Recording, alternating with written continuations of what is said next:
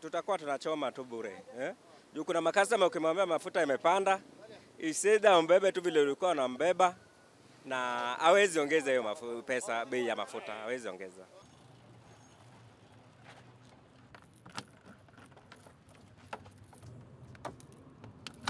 Nipata request.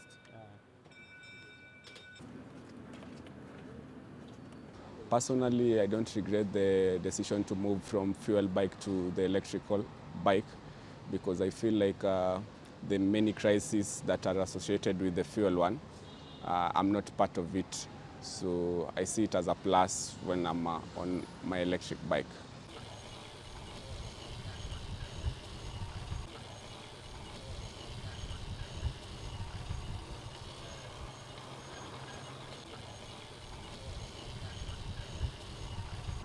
Electric motorized units have continued running unaffected despite the surge in fuel prices and dry pumps. This does not exempt them from world's problems, but in one critical way, it shields them from direct shocks caused by the fuel shortages.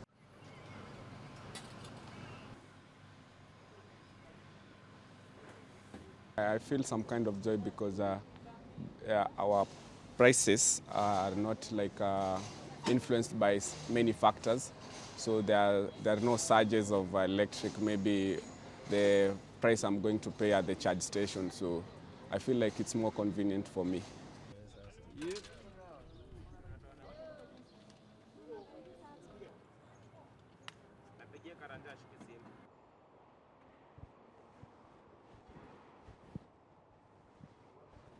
Since the start of the war, and everybody knows that war is not good for mankind, we have seen, both in terms of inquiries, in terms of the potential and actual conversion of people, more and more people now making inquiries. Then in terms of the projection, I am seeing an even higher number, close to about 40% increase in terms of our sales through the situation being there.